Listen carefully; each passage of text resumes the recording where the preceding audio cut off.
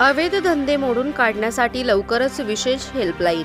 ओळख गुप्त ठेवणार पालकमंत्री डॉक्टर राधाकृष्ण विखे पाटील. कोपरगाव पोलीस ठाण्याच्या नूतन इमारतीचे व गृहसंकुलाचे लोकार्पण. कायदा व सुव्यवस्था अबाधित राखण्यासाठी अवैध धंदे व गुन्हेगारी प्रवृत्तींना मिळणारा आश्रय मोडून काढण्यासाठी आवश्यकता असून यासाठी लोकप्रतिनिधी व प्रशासनाने समन्वयाने काम करणे अपेक्षित आहे. नागरिकांमधील भीती दूर करून त्यांना थेट प्रशासनाशी जोडण्यासाठी लवकरच एक विशेष हेल्पलाईन क्रमांक कार्यान्वित करण्यात येईल. याद्वारे प्राप्त होणाऱ्या तक्रारींमध्ये नागरिकांची ओळख पूर्णपणे गुप्त ठेवून प्रशासनामार्फत योग्य ती कायदेशीर कार्यवाही केली जाईल, अशा शब्दात जलसंपदा मंत्री तथा जिल्ह्याचे पालकमंत्री डॉक्टर राधाकृष्ण विखे पाटील यांनी नागरिकांना आश्वस्त केले. कोपरगाव तालुका पोलीस ठाण्याच्या नूतन इमारतीच्या व पोलीस अधिकारी कर्मचाऱ्यांसाठी असलेल्या 64 निवासस्थानांच्या लोकार्पण सोहळ्याप्रसंगी ते बोलत होते. यावेळी पोलीस दलासाठी अत्याधुनिक 4 फॉरेन्सिक लॅब व्हॅनचे लोकार्पणही करण्यात आले. या प्रसंगी आमदार आशुतोष काळे, माजी आमदार स्नेहलता कोल्हे, पोलीस अधीक्षक सोमनाथ घारगे, अप्पर पोलीस अधीक्षक सोमनाथ वागचौरे, पोलीस उपअधीक्षक अमोल भारती, नगराध्यक्ष पराग संधान, गोदावरी दूध संघाचे संचालक राजेश परजणे आदी उपस्थित होते.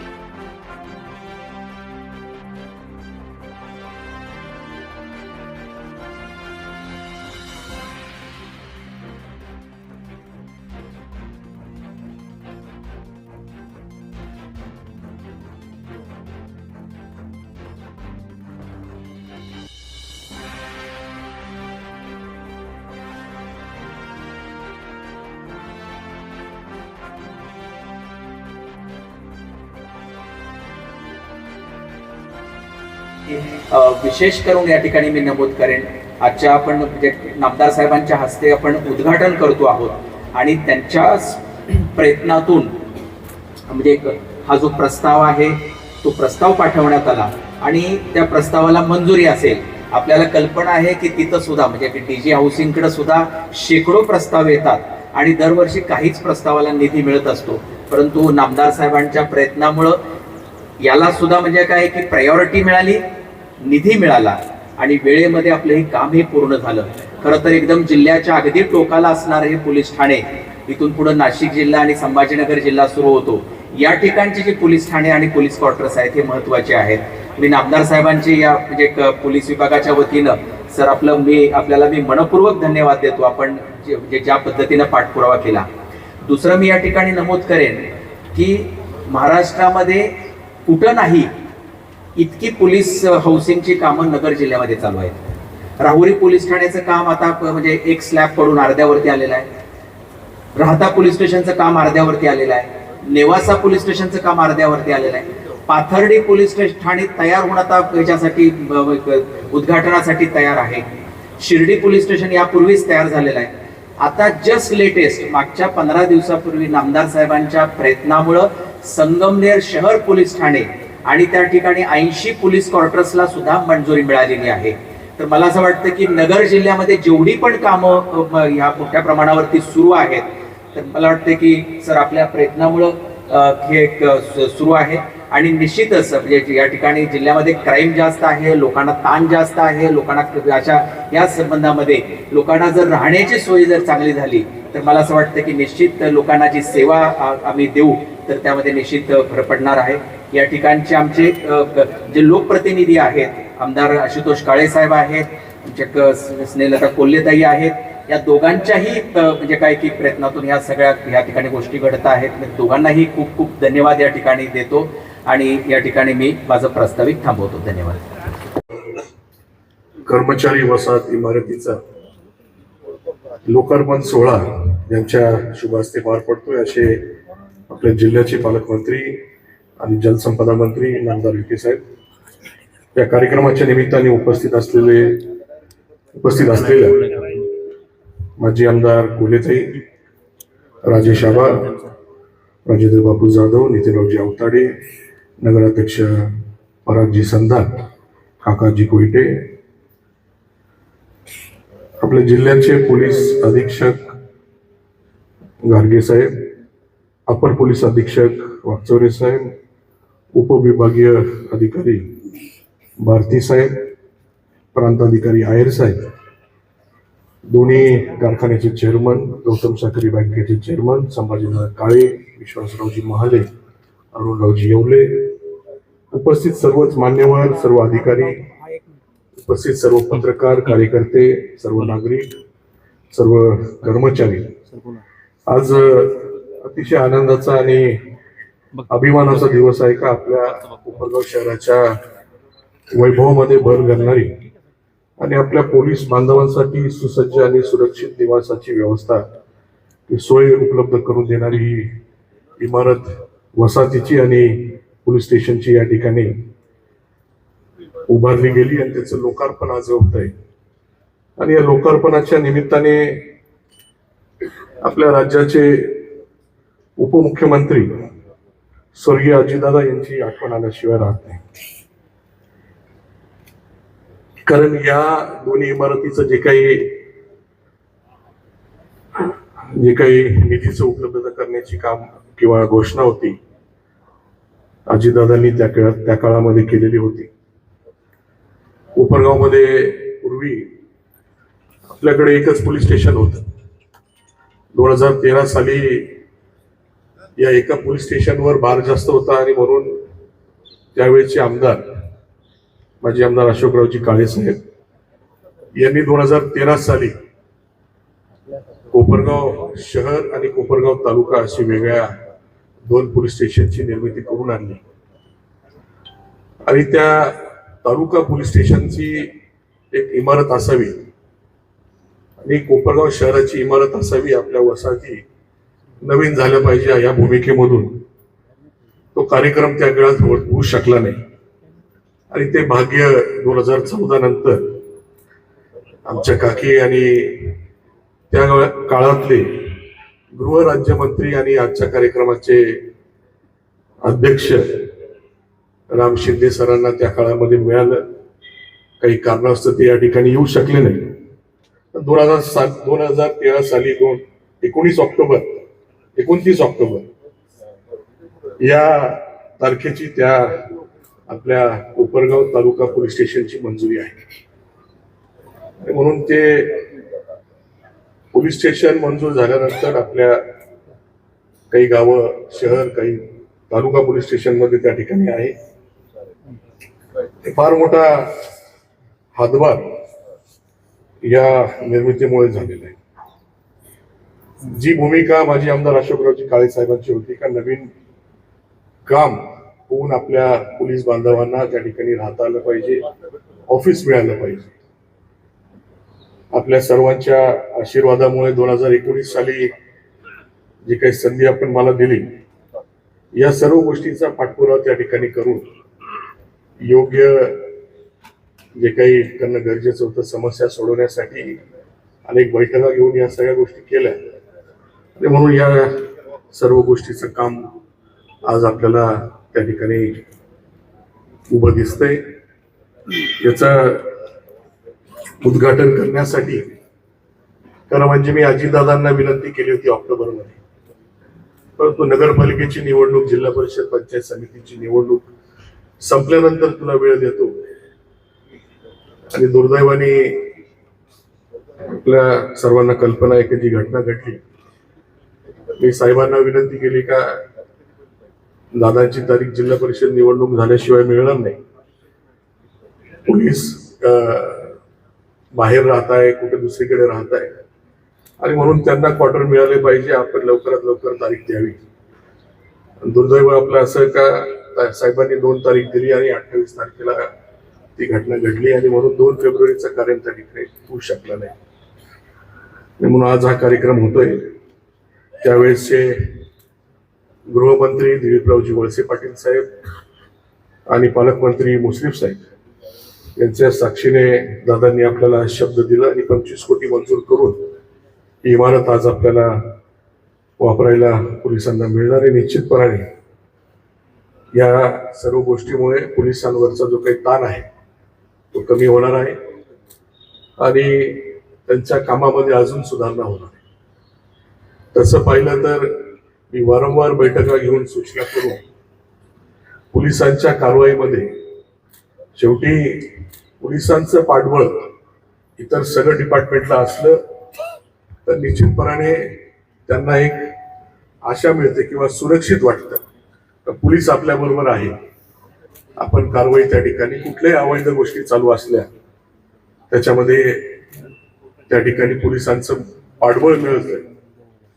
परंतु जे काही आतापर्यंत सांगितलेले फारशी कारवाई त्याच्यामध्ये झालेली दिसत नाही. अजूनही कायदा सुव्यवस्थेचा प्रश्न त्या ठिकाणी आहे. त्याच्यामुळे गाडगेजी, आपण याच्यामध्ये जास्त लक्ष घालण्याची गरज आहे. कायदा सुव्यवस्था कुठल्याही अवैध धंद्यामुळे त्या ठिकाणी बिघडते आणि जे काय आपल्याला सांगायची आहे ती चुकीची माहिती काही सांगत जाऊ नका. माहिती बरोबर सांगण्याचं काम आपण त्या ठिकाणी केलं पाहिजे. त्याच्यामुळे दिशाभूल त्या ठिकाणी लोकांची होते. त्याच्यामुळे ही काळजी आपण त्या ठिकाणी घ्यावी अशा प्रकारची सूचना माझी आहे.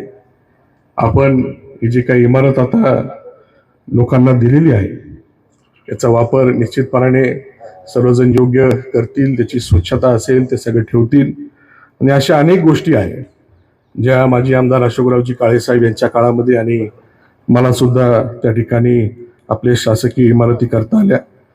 त्याच्यामध्ये पंचायत समितीची इमारत असेल, तहसील कार्यालय असेल, नगर परिषद असेल, न्यायालय असेल, ITI असेल, उपजिल्हा रुग्णालय असेल, तलाठी कार्यालय असेल, धान्याचं गोदाम असेल, प्राथमिक आरोग्य केंद्र, ग्रामपंचायतचे कार्यालय, पशुवैद्यकीय दवाखाना, अशा अनेक त्या ठिकाणी इमारती आहे ज्या या सर्व काळामध्ये झालेल्या आहे. आणि अजूनही आपल्याला कोपरगाव सब जेल याचं काम त्या ठिकाणी शासनाकडनं करून घ्यायचं आहे.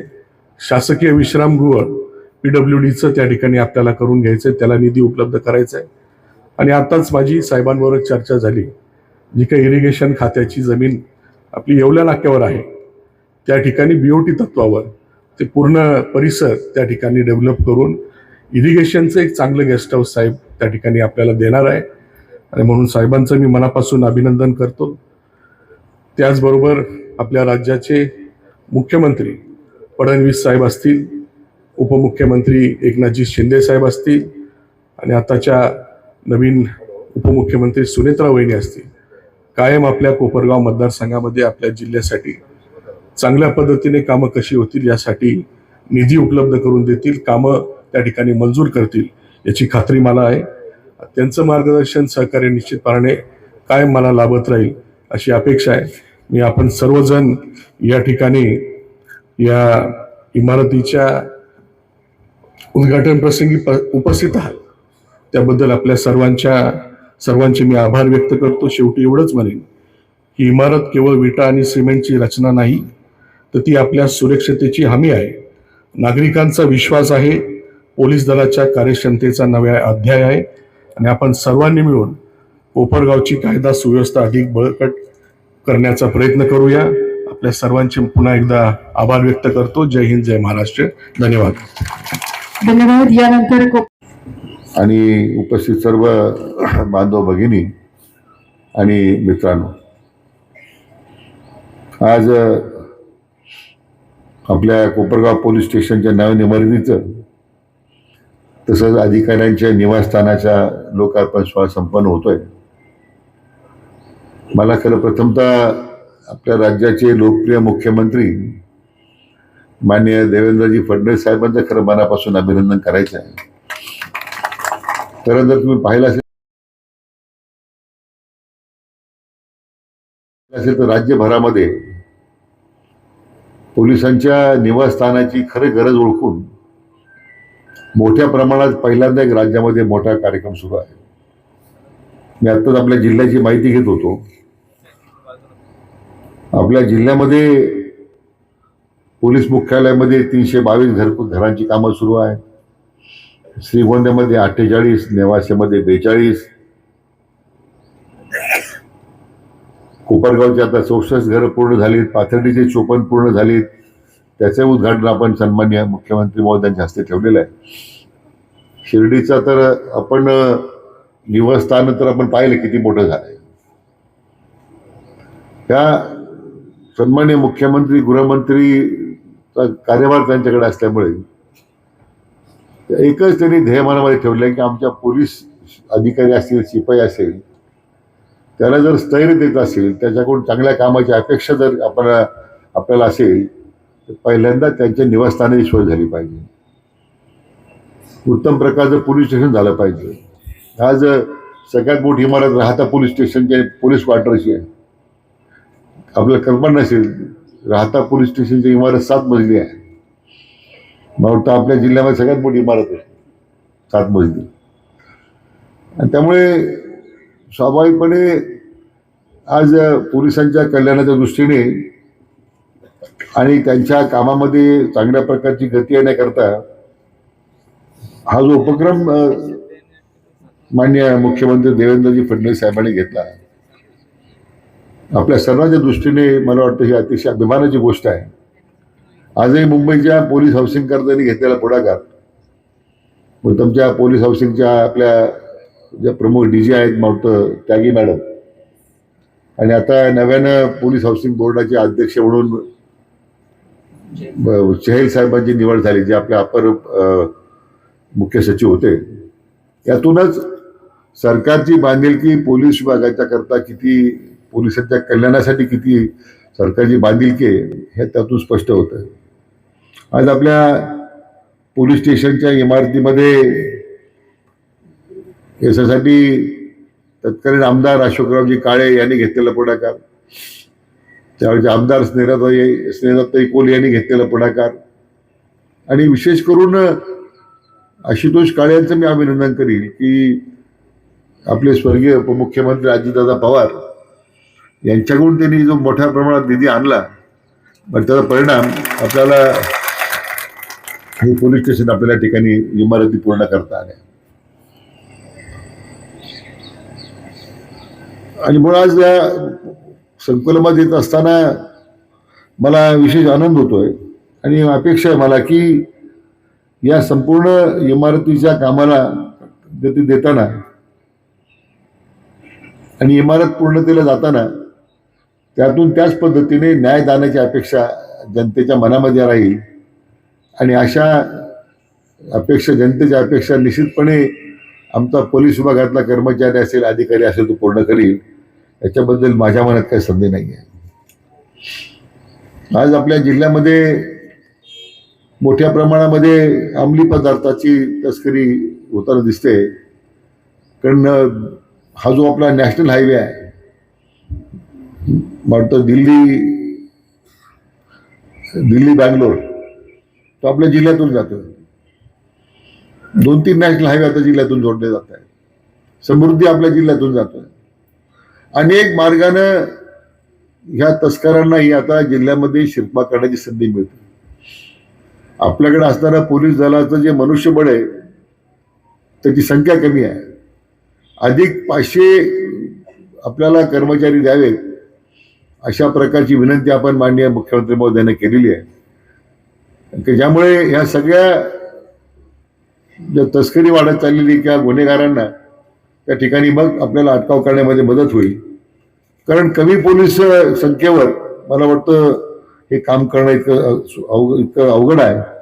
आणि त्यामुळे जरी आपल्या पोलीस अधीक्षक, अधिकारी, कर्मचारी जरी किती आपल्या स्वतःला त्या ठिकाणी स्वतःला झोकून देऊन काम करत असले तरी अनेक वेळा आपल्या पोलीस कर्मचाऱ्यांना मग इतके सणवार आलेत, जयंती सोहळे आलेत, अनेक आमचे दौरे आलेत, सगळ्या कामाला तुम्हाला वेळ द्यावा लागतो.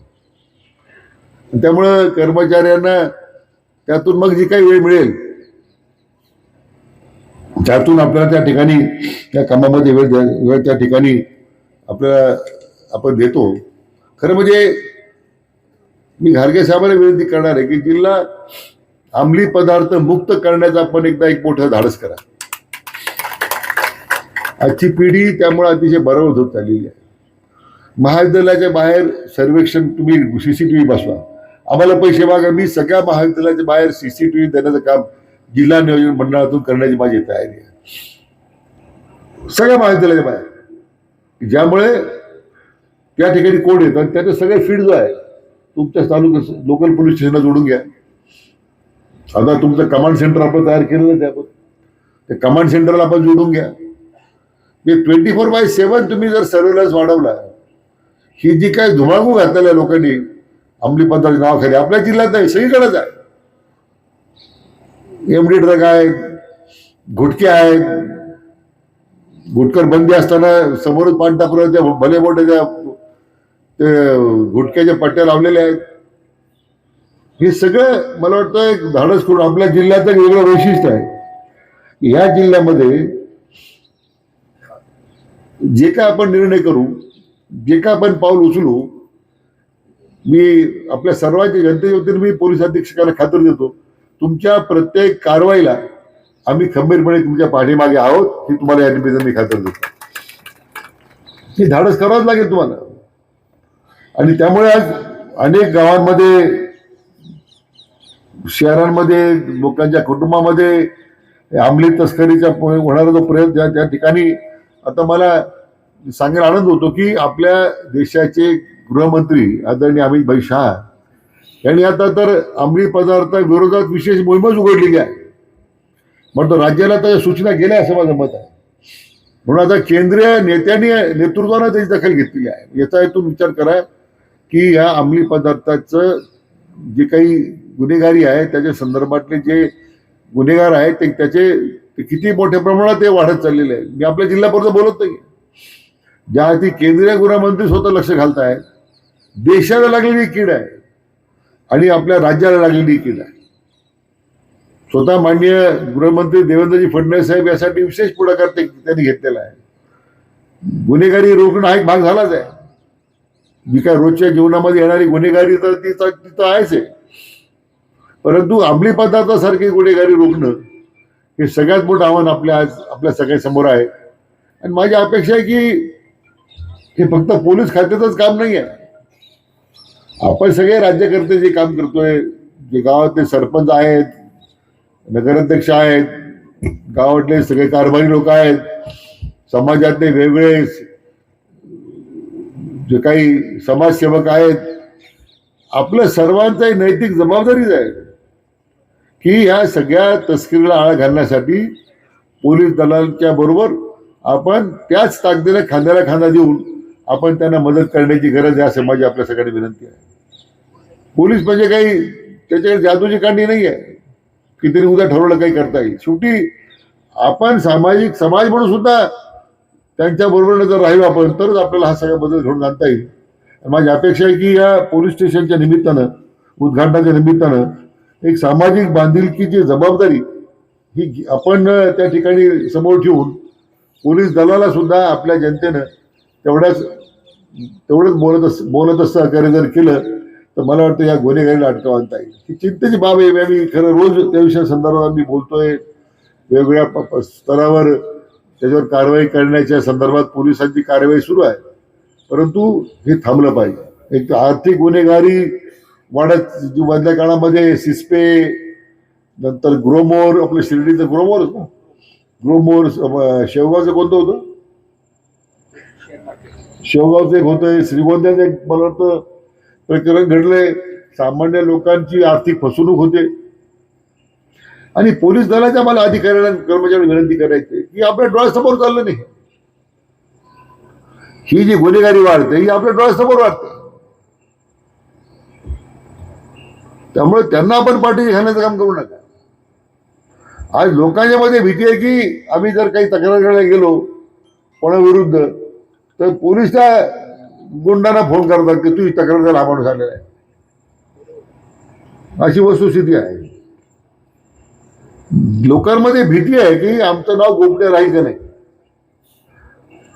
तर मी तुम्हाला सगळ्यांना खात्री देतो की मी आता जिल्हा स्तरावर मी आता एक हेल्पलाईन नंबर जाहीर करणार आहे. सगळ्या जनतेने त्या माझ्या नंबरला फोन करायचा. म्हणजे तुमचं नाव कोणी सांगण्याची गरज नाही. तुमच्या वतीने मी ते काम करतो म्हणजे मग सगळं व्यवस्थित होईल. माझं नाव येऊ द्या, त्याची मला चिंता नाही आहे. कारण या निमित्तानं आमच्या जिल्ह्यातल्या पोलीस प्रमुखांना मदत होईल. त्या ठिकाणी पोलीस अधीक्षक, अप्पर पोलीस अधीक्षकांना मदत होईल, वरिष्ठ पोलीस अधिकाऱ्यांना मदत होईल. आणि आपल्याला करावं लागेल. मला वाटतं मी पोलीस अधीक्षकांना विनंती करणार आहे की तुमच्या कार्यालयात एक तुम्ही हेल्पलाईन नंबर सुरू करा. आपलं जे कमांड सेंटर आपण तयार केलेलं आहे ते तर माहिती मागवा ना. तुमच्या अपर पोलीस अधीक्षकांच्या कार्यालयामध्ये हेल्पलाईन नंबर करा, व्हॉट्सअप नंबर द्या. आपण माहिती गोपनीय जर ठेवण्याचा जर आपण प्रयत्न केला आणि जर तो गोपनीय ठेवली माहिती, तुम्हाला सांगतो हे गुन्हेगारीला मुश्किल त्यांच्या आवडायला काही वेळ लागणार नाही, 100% काम करता येईल आपल्याला. आपली कारवाईची माहिती अगोदर गुन्हेगाराला कळते. वाळू धंद्यात तेच आहे ना. तहसीलदार गाडी निघाली की लगेच समोर फोन जातो, निघाले साहेब. तहसीलदारचा ड्रायव्हर या ठिकाणी त्या होता काय खबरी होता, तहसीलदारचा ड्रायव्हर खबरी होता. काय सांगणार तुम्ही आता?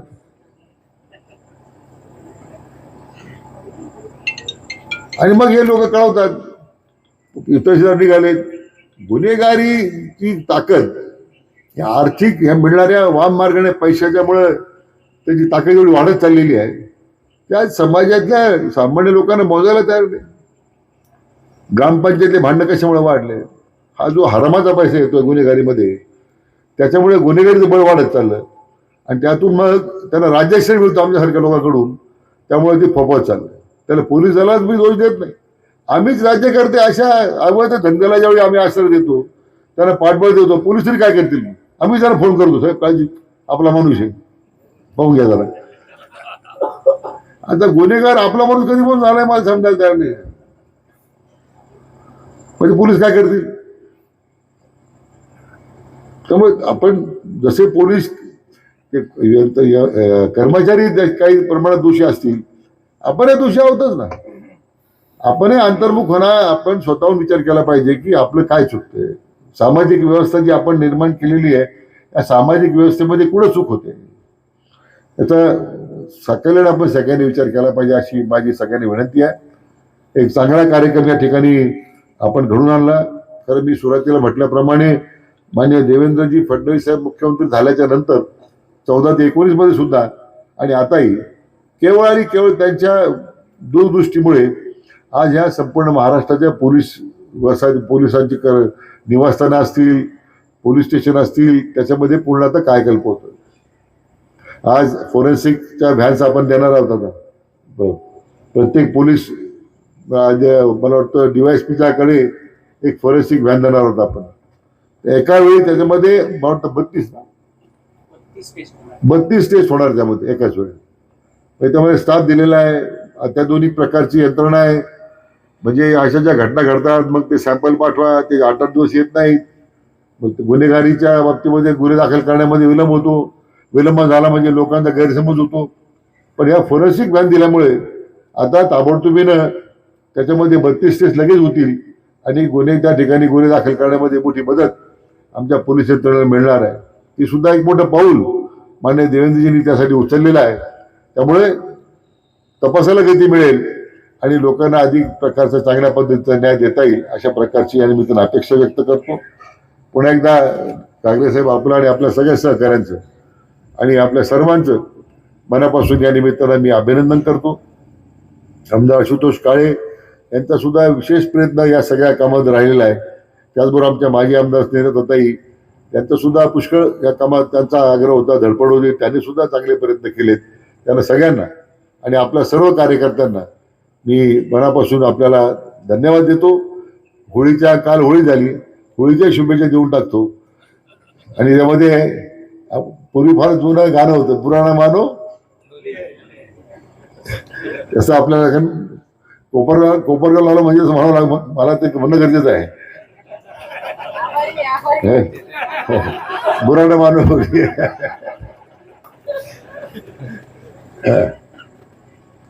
पुन्हा एकदा सगळ्यांना शुभेच्छा देतो आणि थांबतो. जय हिंद, जय महाराष्ट्र. कोळी साहेब, व्यासपीठावरील उपस्थित सर्व मान्यवर, कोपरगाव शहर व तालुक्यातील विविध मान्यवर, पत्रकार बंधू, नागरिक बंधू भगिनींनो, कोपरगाव पोलीस स्टेशनची ही दिमागदार बिल्डिंग आज आपण या ठिकाणी उभी राहिलेली पाहतोय. याचं उद्घाटन होतोय आणि पोलिसांच्या हातात घराची चावी दिली जाते. हा अतिशय आनंदाचा आजचा हा क्षण आहे. सातत्याने पाठपुराव्याने आणि प्रयत्नाने शहरातील अनेक शासकीय इमारती उभ्या करता आल्या. त्याचा मनस्वी आनंद आणि पोलीस बांधवांच्या निवासस्थानाची इमारत 2014 ते 19 या आमदारकीच्या काळात एका कार्यक्रमाच्या निमित्ताने पोलीस स्टेशनमध्ये आले. काम आटोपून निघाले असता पोलीस बांधवाच्या महिलांनी त्यांच्या वसाहतीत येण्याचा आग्रह केला. त्यांच्या वसाहतीत गेल्यानंतर त्यांच्या आग्राहखातर तिथं पोहोचल्यावर अतिशय वाईट अवस्था, म्हणजे पत्रे गळत होते आणि सगळी दुरावस्था झालेली. आणि म्हणून जनतेच्या संरक्षणाचं व्रत ज्यांनी घेतलं, रात्रंदिवस पोलीस बांधव आपल्यासाठी झटत असतात, कष्ट घेत असतात, त्यांची ही अवस्था पाहून, वेदनादायी चित्र बघून मी माननीय तत्कालीन मुख्यमंत्री त्यावेळी गृहमंत्री देवाभाऊ त्यांच्याकडे ही व्यथा मांडली आणि लगेचच पोलीस स्टेशनची इमारत, पोलीस बांधवांचे निवासस्थान यासाठी त्यांनी मान्यता दिली आणि 28 जानेवारी रोजी याची निर्मिती झाली. तेव्हापासून ह्या इमारती उभ्या होईपर्यंत देवेंद्रजी फडणवीस साहेबांकडे सातत्याने पाठपुरावा केला. त्याचा आवर्जून उल्लेख मी का करत आहे की एका पोलीस स्टेशनवर हा भार होता. मग तत्कालीन गृहराज्यमंत्री रामभाऊ शिंदे हे होते आणि त्यावेळी त्यांनी कोपरगाव ग्रामीण आणि शहर असे 2 पोलीस स्टेशन वेगवेगळे निर्मिती केली. त्याही बद्दल त्यांचे मी मनपूर्वक या निमित्ताने आभार मानते. आणि या पोलीस स्टेशनच्या निर्मितीच्या वेळी उद्घाटन ज्यावेळी झालं 28 जानेवारी 2015 रोजी स्वर्गीय कोल्हे साहेब उद्घाटनाला उपस्थित होते, त्याचीही मला आज आवर्जून आठवण होते आहे. आणि इथे कार्यरत असलेले सर्व पोलीस अधिकारी, कर्मचारी बांधव निश्चितच आपल्या कर्तव्याशी ते प्रामाणिक राहत आहेत. आणि आज साहेब म्हणाले तसं या घरामध्ये पाडव्याच्या दिवशी नवीन घरामध्ये प्रवेश करून सगळे गुढ्या उभारतील, असा हा आजचा आनंदाचा क्षण आहे. निश्चितच पालकमंत्र्यांचं वेळोवेळी सहकार्य लाभलं, त्यांचेही मनापासून आभार. आणि पोलीस बांधवांना आजच्या दिवशी मनपूर्वक खूप शुभेच्छा, आपलं अभिनंदन करते. धन्यवाद.